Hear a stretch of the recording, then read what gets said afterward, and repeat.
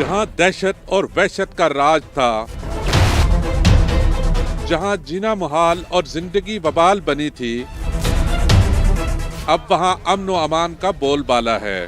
وادی سوات سے شدت پسندی کے منحوس سائے ختم ہو گئے تو امن کے ذمہ داروں نے وہاں قائم چیک پوسٹوں کی تعداد میں کمی کا فیصلہ کر لیا۔ سیکیورٹی حکام کے مطابق یہ تعداد جون میں 7 جبکہ دسمبر تک 2 کر دی جائے گی۔ پائیدار امن کے قیام میں ان حفاظتی چوکیوں کا بڑا کردار ہے۔ کافی دہشت گردوں کو اس چیک پوسٹ پر ہم نے پکڑے شناختی کارڈ کے ذریعے۔ شہری بھی قانون نافذ کرنے والے اداروں کی کارکردگی سے مطمئن نظر آتے ہیں۔ سیکورٹی معاملہ ہے، یہ تو سوات میں ہونا چاہیے، آرمی ہونا چاہیے اور چیک پوسٹیں ہونا چاہیے، کیونکہ پہلے ہمارے بھی بہت برا حالات جو ہے نا وہ گزرے ہیں۔ ہمیں ضرورت ہے ان چیزوں کا، اگر یہ آرمی ہم نے بلایا یہاں پہ، اگر آرمی نہیں ہوتی تو پھر ہمیں مسئلہ بن جاتا ہے۔ مختصر وقت میں مالاکنڈ ڈویژن سے دہشت گردی کا خاتمہ اور متاثرین کی بحالی حکومت اور متعلقہ اداروں کا بڑا کارنامہ ہے۔ سوات میں پاک فوج کے آپریشن کے بعد سیکیورٹی فورسز مقامی پولیس کے ساتھ مل کر امن کے قیام کے لیے اپنی ذمہ داریاں سر انجام دے رہی ہیں۔